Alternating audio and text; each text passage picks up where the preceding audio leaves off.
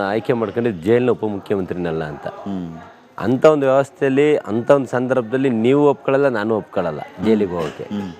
ಪಕ್ಷ ನಿಷ್ಠೆ, ಪಕ್ಷ ತಾಯಿ ಸಮಾನ ನನಗೆ ಅಂತ ಏನು ಅವ್ರು ಕನ್ಸಿಡರ್ ಮಾಡಿದಾರಲ್ಲ, ಅವನ್ನೆಲ್ಲ ನಾನು ಗುರುತಿಸಿದ್ದು, ಅವನ್ನೆಲ್ಲ ಅವ್ರು ಗುರುತಿಸ್ಬೇಕಾಗ್ತದೆ, ಪ್ರತಿಯೊಬ್ಬರು ಗುರುತಿಸ್ಬೇಕಾಗ್ತದೆ.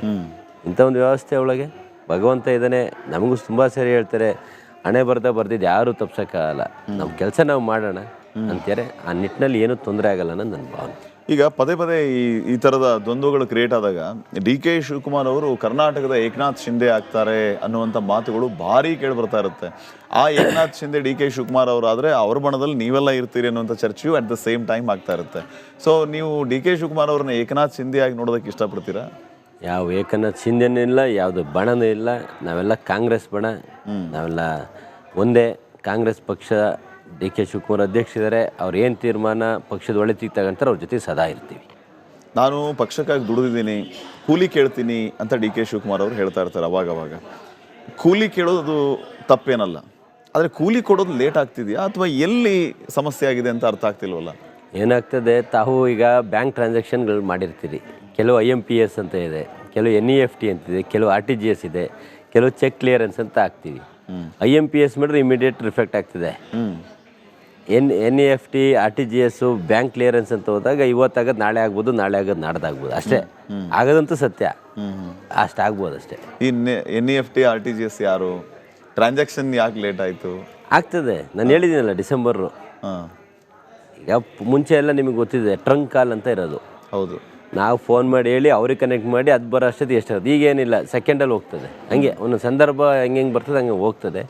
ಈಗಿನ ಸಂದರ್ಭ ನಾವು ಟ್ರಂಕ್ ಕಾಲಲ್ಲಿ ಇದ್ದೀವಿ, ಏನು ತೊಂದರೆ ಇಲ್ಲ. ಒಟ್ಟು ನಮಗೇನು ರೀಚ್ ಆದರೆ ಆಯ್ತು ಗೋಲು. ಇನ್ನು ಇವಾಗಲೇ ಆಗಬೇಕು ಅಂತೇನಿಲ್ಲ, ರೀಚ್ ಆದರೆ ಆಯಿತು. ಏನು ನಡೀತಾ ಇದೆ ಬಸವರಾಜ್ ಅವರೇ? ಈ ಕಾಂಗ್ರೆಸ್ ಪಾರ್ಟಿಯಲ್ಲಿ ಏನು ನಡೀತಾ ಇದೆ? ನವಂಬರ್ ಕ್ರಾಂತಿ ಆಯಿತು, ಡಿಸೆಂಬರ್ ಅಂತ ನೀವೇ ಹೇಳಿದ್ರಿ, ಡಿಸೆಂಬರಲ್ಲಿ ನೋಡಿ ನೀವು ಅಂತ ಹೇಳಿ. ಈಗ ಡಿಸೆಂಬರ್ 31 ಕಳೀಲಿ, ಜನವರಿಗೆ ನೀವು ನೋಡಿ ಅಂತ ಹೇಳ್ತಾ ಇದ್ದೀರಿ. ಏನಾಗ್ತಿದೆ ಅಂತ? ಏನು ಆಗ್ತಿಲ್ಲ, ಎಲ್ಲ ಸರಿ ಇದೆ. ಹೈಕಮಾಂಡು ತೀರ್ಮಾನ ಮಾಡಬೇಕಾಗ್ತದೆ. ಹೈಕಮಾಂಡ್ ಮನಸ್ಸಲ್ಲೂ ಇದೆ, ಆ ಜಾಗಕ್ಕೆ ಹೋಗ್ಬೇಕಾದ್ರೆ ಮನಸ್ಸಲ್ಲಿದೆ, ಆ ಜಾಗಕ್ಕೆ ಕೊಡಬೇಕಾದ್ರೆ ಮನಸ್ಸಲ್ಲೂ ಇದೆ. ಎಲ್ಲ ಸುಸೂತ್ರವಾಗಿದೆ. ಇದೇ 4-5 ಜನ ಗೊಂದಲ. ಅದನ್ನು ಹೊರತುಪಡಿಸಿದ್ರೆ ಯಾವುದೇ ರೀತಿಯ ಗೊಂದಲಗಳಿಲ್ಲ, ಯಾವುದೇ ರೀತಿಯ ತೊಂದರೆ ಇಲ್ಲ. ಎಲ್ಲ ಸುಸೂತ್ರವಾಗಿದೆ. ನಾವೆಲ್ಲ ಹೈಕಮಾಂಡ್ ತೀರ್ಮಾನಕ್ಕೆ ಬದ್ಧವಾಗಿದ್ದೀವಿ. ಈಗ ಆ 4-5 ಜನರಿಂದ ಗೊಂದಲ ಆಗ್ತಿದೆಯಲ್ಲ, ಅವ್ರಿಗೆ ಬ್ರೇಕ್ ಹಾಕುವಂಥ ಕೆಲಸ ಯಾಕೆ ಆಗ್ತಾ ಇಲ್ಲ? ಅಥವಾ ಅವರಿಂದ ಗೊಂದಲ ಆಗ್ತಿದೆ ಅಂತಂದ್ರೆ ಹೈಕಮಾಂಡ್ ಅವ್ರನ್ನ ಯಾಕೆ ಗಮನಿಸ್ತಾ ಇಲ್ಲ? ಎಲ್ಲ ಹೈಕಮಾಂಡ್ ಗಮನಿಸುತ್ತೆ. ಸಂದರ್ಭ ಬಂದಾಗ ಅದಕ್ಕೆ ಏನು ಮಾಡೋಕೆ ಮಾಡ್ತಾರೆ. ಈ ಹಿಂದೆ ಕೆಲವೊಂದು ಘಟನೆಗಳು ಆಲ್ರೆಡಿ ನಡೆದಿದೆ, ತಾವು ನೋಡಿದ್ದೀರಿ. ಏನು ತೊಂದರೆ ಇಲ್ಲ. ನಮ್ಮ ಪಕ್ಷ ಇಂಪಾರ್ಟೆಂಟ್, ನಮಗೆ ಹೈಕಮಾಂಡ್ ಇಂಪಾರ್ಟೆಂಟು, ಪಕ್ಷ ಇಂಪಾರ್ಟೆಂಟು. ಆಮೇಲೆ ಈಗ ಇನ್ನೊಂದು ವಿಚಾರ ಏನಂತಂದರೆ ಬಸವರಾಜ್ ಅವರೇ, ಮೊದಲಿನಿಂದನೂ ಕೂಡ DK ಶಿವಕುಮಾರ್ ಅವರು ಮುಖ್ಯಮಂತ್ರಿ ಆಗಬೇಕು ಅನ್ನೋಂಥ ವಿಚಾರ ಬಂದಾಗಲೆಲ್ಲ ಕೂಡ ನೀವು ಮುಂಚೂಣಿಯಲ್ಲಿ ನಿಂತಿದ್ದೀರಿ, ಮಾತಾಡಿದ್ದೀರಿ, ನಿಮ್ಮ ಸ್ಟೇಟ್ಮೆಂಟ್ಗೆ ಬದ್ಧರಾಗಿದ್ದೀರಿ. ಆ ಹೇಳಿಕೆ ಆಗಿ ಮತ್ತೆ ಒಂದು 4 ತಿಂಗಳು ಕಳೆದ ಮೇಲೂ ನಿಮ್ಮನ್ನು ಪ್ರಶ್ನೆ ಮಾಡಿದಾಗ ನೀವು ಮತ್ತೆ ನಿಮ್ಮ ಮಾತನ್ನು ಪುನರುಚ್ಚರಿಸಿದ್ದು, ನಾನು ಈಗಲೂ ಕೂಡ ಆ ಮಾತಿಗೆ ಬದ್ಧನಾಗಿದ್ದೇನೆ ಅಂತ ಹೇಳಿ. ಆದರೆ DK ಶಿವಕುಮಾರ್ ಅವ್ರಿಗೆ ಈ ಯೋಗ ಬರೋದೇ ಲೇಟ್ ಆಗ್ತಿದೆಯಾ ಅಥವಾ ಖಂಡಿತವಾಗಿಯೂ ಆ ಯೋಗ ಇದೆ, ಸ್ವಲ್ಪ ಲೇಟ್ ಆಗುತ್ತೆ ಅನ್ನುವಂಥದ್ದು ಇದೆಯಾ, ಹೆಂಗೆ ಅನ್ನುವಂಥ ಪ್ರಶ್ನೆ ಇದೆ. ನಾನು ಆ ಮಾತಿಗೆ ಯಾವಾಗಲೂ ಬದ್ಧ, ಈಗಲೂ ಬದ್ಧ. ಆದರೆ ಹೈಕಮಾಂಡನ್ನು ಮೀರಿ ನಾನೇನು ಮಾತಾಡೋಕ್ಕಾಗಲ್ಲ. ಹೈಕಮಾಂಡ್ ನಮಗೆಲ್ಲ ಹೇಳಿದೆ, ಯಾರೂ ಕೂಡ ಬದಲಾವಣೆ ವಿಷಯ, ಪಕ್ಷದ ವಿಷಯ, ಆಂತರಿಕ ವಿಷಯನ ಆಂತರಿಕವಾಗಿ ಮಾತಾಡಬೇಕು, ಚರ್ಚೆಗೆ ಬರಬಾರ್ದು ಅಂತ. ಆದ ಕಾರಣ ನಾವು ಎಲ್ಲೂ ಸಹ ಈ ಡಿಸೆಂಬರ್ವರೆಗೆ ನಾವು ಮಾತಾಡಲ್ಲ ಅಂತ ಏನು ಒಂದು ಸರಿ ಮಾತು ಕೊಟ್ಟಿನಿ. ಅದ್ರ ಪ್ರಕಾರ ಆ ವಿಷಯ ಮಾತಾಡೋದಿಲ್ಲ. ಒಂದನೇದು. ಎರಡನೇದು, DK ಶಿವಕುಮಾರ್ ಸಾಹೇಬ್ರ ಮಾತಿನ ಒಂದು ದಾಟಿಲಿ ಹೇಳೋದಾದರೆ, ಶುಭಗಳಿಗೆ ಶುಭ ಮುಹೂರ್ತ ಬರುವಾಗ ಯಾರೂ ಏನು ತಡೆಯೋಕ್ಕಾಗಲ್ಲ. ಒಂದು ಶುಭ ಸಂದರ್ಭ ಶುಭಗಳಿಗೆ ಬರುತ್ತೆ, ಒಳ್ಳೆಯದಾಗ್ತದೆ. ನಿನ್ನೆ ನಾವು ಇಷ್ಟು ದಿನ ನೋಡ್ತಾ ಇದ್ದೀವಿ, DK ಶಿವಕುಮಾರ್ ಅವರು ಒಂದು ಬೋಲ್ಡ್ ಸ್ಟೇಟ್ಮೆಂಟ್ ಕೊಡೋರು ಯಾವಾಗಲೂ. ನಾನು ಪಕ್ಷದ ಶಿಸ್ತಿನ ಸಿಪಾಯಿ, ನನ್ನ ದುಡಿಮೆಗೆ ಕೂಲಿ ಸಿಕ್ಕೇ ಸಿಗುತ್ತೆ ಅನ್ನೋಂಥ ಮಾತಾಡ್ತಾ ಇದ್ದರು. ಸಡನ್ಲಿ ಮೊನ್ನೆ ಪುಸ್ತಕ ಬಿಡುಗಡೆ ಕಾರ್ಯಕ್ರಮದಲ್ಲಿ ವೈರಾಗ್ಯದ ಮಾತುಗಳನ್ನು ಆಡ್ಬಿಟ್ರಾ ಅಂತ ಪ್ರಶ್ನೆ ನಮಗೆ ಮೂಡಿತು. ನಾನು ಮುಂದೆ ಅಧ್ಯಕ್ಷನಾಗಿರ್ತೀನೋ ಇಲ್ವೋ, ಮುಂದುವರಿತೀನೋ ಇಲ್ವೋ ನನಗೆ ಗೊತ್ತಿಲ್ಲ. 2028 ಕಾಂಗ್ರೆಸ್ ಬರಬೇಕು ಅನ್ನೋಂಥ ಮಾತನ್ನು ಹೇಳಿದರು. ಅಧ್ಯಕ್ಷನಾಗಿರ್ತೀನೋ ಇಲ್ವೋ ಅನ್ನೋಂಥ ಮಾತು ಅವರ ಬಾಯಿಂದ ಯಾಕೆ ಬಂತು ಅನ್ನೋದೇ ಒಂದು ದೊಡ್ಡ ಪ್ರಶ್ನೆ ಆಗಿದೆ. ಅಂದರೆ ಸ್ಟೆಪ್ ಡೌನ್ ಆಗಿಬಿಟ್ರಾ, ಬೇಜಾರಾಗ್ಬಿಟ್ರಾ ಅನ್ನೋಂಥ ಪ್ರಶ್ನೆ ಕೂಡ ಇದೆ. ಯಾವುದು ವೈರಾಗ್ಯ ಅನ್ನೋದು ಅವ್ರ ಒಂದು ಹಿಸ್ಟ್ರಿಲೇ ಇಲ್ಲ. ಅದು ನಮ್ಮನ್ನೇ ಉರಿದುಂಬಿಸ್ತಾರೆ. ಆಮೇಲೆ ಅವರು ಈಗ 62 ಇಯರ್ಸ್ ಅವ್ರು ನಿದ್ದೆ ಮಾಡೋದೇ ಕಡಿಮೆ. ನಮ್ಮ ಡಿ ಕೆ ಶಿವಕುಮಾರ್ ಸಾಹೇಬ್ರ ಪುಸ್ತಕ ನೀರಿನ ಹೆಜ್ಜೆ ಸಂದರ್ಭದಲ್ಲಿ ಬಂದಾಗ ಮೊನ್ನೆ ಮುಖ್ಯಮಂತ್ರಿಗಳೇ ಹೇಳಿದ್ದಾರೆ, ಯಾವ ಸಂದರ್ಭದಲ್ಲಿ ನೀನು ನಿದ್ದೆ ಮಾಡ್ತೀಯಾ, ನಿನಗೆ ಟೈಮಲ್ಲಿ ಸಿಗ್ತದೆ, ಪುಸ್ತಕ ಬರೆಯೋಕ್ಕೆ ಟೈಮಲ್ಲಿ ಸಿಕ್ಕಿದೆ. ಅಂದರೆ ವೈರಾಗ್ಯ ಇದ್ದರೆ ಅವ್ನು ಯಾರೂ ಮಾಡಲ್ಲ. ಅವ್ರು ಯಾವಾಗಲೂ ಪ್ರೋ ಆಕ್ಟಿವ್ ಅವರು. ಎಲ್ಲೂ ವೈರಾಗ್ಯನೂ ಇಲ್ಲ. ಅವ್ರು ಹೇಳಿದ ಸಂದರ್ಭ ಏನು, ನಾನು ಐದೂವರೆ ವರ್ಷ ಈಗ ಆಲ್ರೆಡಿ ಅಧ್ಯಕ್ಷ ಆಗಿದ್ದೀನಿ. 6 ವರ್ಷ ಆಗಕ್ಕೆ ಬರ್ತಾ ಇದೆ ಮಾರ್ಚು. ಆ್ಯಕ್ಚುಲಿ ಇವರು ಉಪಮುಖ್ಯಮಂತ್ರಿ ಆದಾಗಲೇ ಬೇರೆಯವ್ರಿಗೆ ಅವಕಾಶ ಮಾಡಿಕೊಡಿ ಅಂತ ನಾನು ಮಾತಾಡಿದೆ. ರಾಹುಲ್ ಗಾಂಧಿ ಅವರು ಬೇಡ ನೀವೇ ಮುಂದುವರಿರಿ ಅಂತ ಹೇಳಿದ್ಕೆ ನಾನು ಮುಂದುವರೆದಿದ್ದೀನಿ. 6 ವರ್ಷವರೆಗೂ ನಮಗೆ ಅವಕಾಶ ಕೊಟ್ಟಿದೆ. ಇದ್ರ ಮುಂದೆ ಬೇರೆಯವ್ರಿಗೆ ಅವಕಾಶ ಕೊಟ್ಟರೆ ನಾನು ಇರ್ತೀನಿ ಇಲ್ಲ ನಾನು ಆ ದಾಟಿಲಿ ಹೇಳಿದ್ದಾರೆ ಬಿಟ್ಟರೆ ಅವರೆಲ್ಲೂ ಸಹ ಅಸಮಾಧಾನದಿಂದ ಆಗಲಿ ವೈರಾಗ್ಯದಿಂದ ಆಗಲಿ ಅಧ್ಯಕ್ಷ ಸ್ಥಾನ ಬೇಡ ಅಂತ ಹೇಳಿಲ್ಲ, ನಾನು ಇರಲ್ಲ ಅಂತ ಹೇಳಿಲ್ಲ. ಸಂದರ್ಭ ಈಗ 5 ವರ್ಷ ಆಗಿದೆ, 6 ವರ್ಷ ಆಗಿದೆ, ಮುಂದೆ ಯಾರಿಗಾರು ಕೊಟ್ಟರೆ ಆಗಲಿ ಅನ್ನೋ ಅರ್ಥದಲ್ಲಿ ಹೇಳಿ. ಈ KPCC ಅಧ್ಯಕ್ಷ ಗಾದಿಯನ್ನು ಬೇರೆಯವರು ಕೊಡಬೇಕು ಅನ್ನುವಂಥದ್ದು ಕೆಲವರು ವಾದ ಆಗಿತ್ತು. ಇವನ್ ಈಗಲೂ ಕೂಡ ಹಲವರು ರೇಸ್ನಲ್ಲಿ ಇದ್ದಾರೆ. ಯಾಕೆ ಡಿ ಕೆ ಶಿವಕುಮಾರ್ ಅವ್ರನ್ನ ಮುಂದುವರಿಬೇಕು ಅಂತ ಅವ್ರು ನೋಡ್ತಾ ಇಲ್ಲ? ಯಾಕೆ ಬದಲಾವಣೆಯನ್ನು ಅವ್ರು ಬಯಸ್ತಾ ಇದ್ದಾರೆ? ಸಾಮಾನ್ಯವಾಗಿ ನಮ್ಮ ಪಾರ್ಟಿಲಿ 2 ವರ್ಷ KPCC ಅಧ್ಯಕ್ಷ ಸ್ಥಾನ ಬದಲಾವಣೆ ಇಮಿಡಿಯೇಟ್ ಆಗೋಂಥ ಒಂದು ವ್ಯವಸ್ಥೆ ನಮ್ಮಲ್ಲಿ ನಡೆದಿರೋದು. ನಾನು ಹಿಸ್ಟ್ರಿ ಓದ್ದಾಗಿಂದ 6 ವರ್ಷ ಅತ್ಯಧಿಕ 6 ವರ್ಷ ಕೊಟ್ಟಿದ್ದಾರೆ ಪಕ್ಷ ಸಂಘ. ಬೇರೆಯವ್ರಿಗೂ ಅವಕಾಶ ಕೊಡಬೇಕು, ಬೇರೆ ಬೇರೆ ಸಮುದಾಯಕ್ಕೆ ಕೊಡಬೇಕು.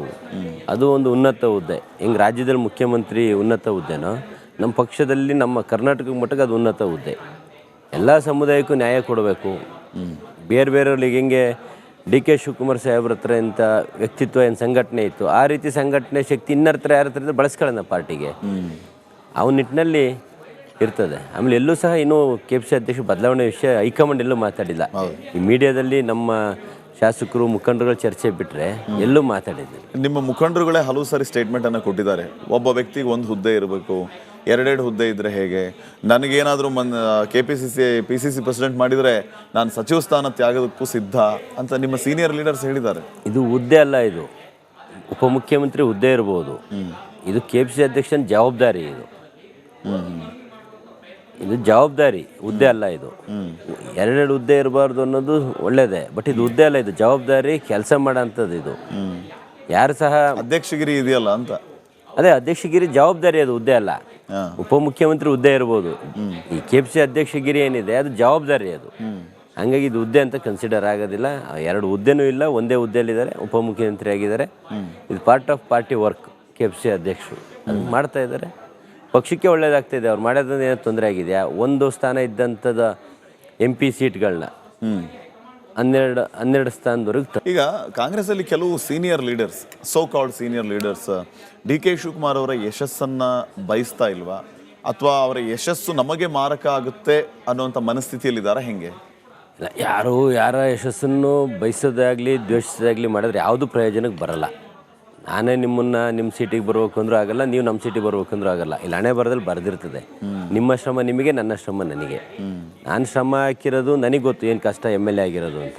ನೀವು ಈ ಚೇರಲ್ಲಿ ಕೂತು ನಿರೂಪಣೆ ಇಂಟ್ರ್ಯೂ ಮಾಡ್ತೀರಂದ್ರೆ ನಿಮಗೆ ಗೊತ್ತು ಆ ಜಾಗಕ್ಕೆ ಬರೋಕ್ಕೆ ಏನು ಪ್ರಯತ್ನ ಮಾಡಿದಿರಿ ಅಂತ. ಹಂಗಾಗಿ ಯಾರ್ಯಾರ ಬಗ್ಗೆ ಆ ದ್ವೇಷ ಮನೋಭಾವನೆ ಇಲ್ಲ, ನನ್ನ ಅಭಿಪ್ರಾಯದ ಪ್ರಕಾರ ಆ ಥರ ಎಲ್ಲೂ ಕಂಡು ಬಂದಿಲ್ಲ. ಅಲ್ಲ, ಆಪ್ಷನ್ B ಇದೆ ಅಂತ ಅಂದಾದ್ಮೇಲೆ, ಎಲ್ಲ ಒಮ್ಮತದ ನಿರ್ಧಾರ ಇದೆ ಅಂತಂದ ಮೇಲೆ ಬಹುಶಃ ಈ ಮುಖ್ಯಮಂತ್ರಿ ಚೇರ್ ವಿಚಾರ ಅಥವಾ ಪವರ್ ಶೇರಿಂಗ್ನ ವಿಚಾರ ಇಷ್ಟೊಂದು ಕಠಿಣ ಆಗ್ತಿದಿಲ್ವೇನೋ ಅಂತ, ಅದಕ್ಕೋಸ್ಕರ ಈ ಪ್ರಶ್ನೆ. ಅಲ್ಲ, ಕಠಿಣ ಅನ್ನೋದೇ ಬಂದಿಲ್ಲಲ್ಲ. ನಿಮ್ಮ ಅಭಿಪ್ರಾಯ ಪ್ರಕಾರ 2 ವರ್ಷಕ್ಕೆ ಶೇರಿಂಗ್ ಆಗಬೇಕು ಅಂದರೆ ಇವತ್ತಿಗೆ 2 ವರ್ಷ ಆಯಿತು. ಇವತ್ತಾದ ತಕ್ಷಣ ಸಂಜೆಗೆ ಪ್ರಮಾಣ ವಚನ ಅಂತ ವ್ಯವಸ್ಥೆ ಆಗಲ್ಲ.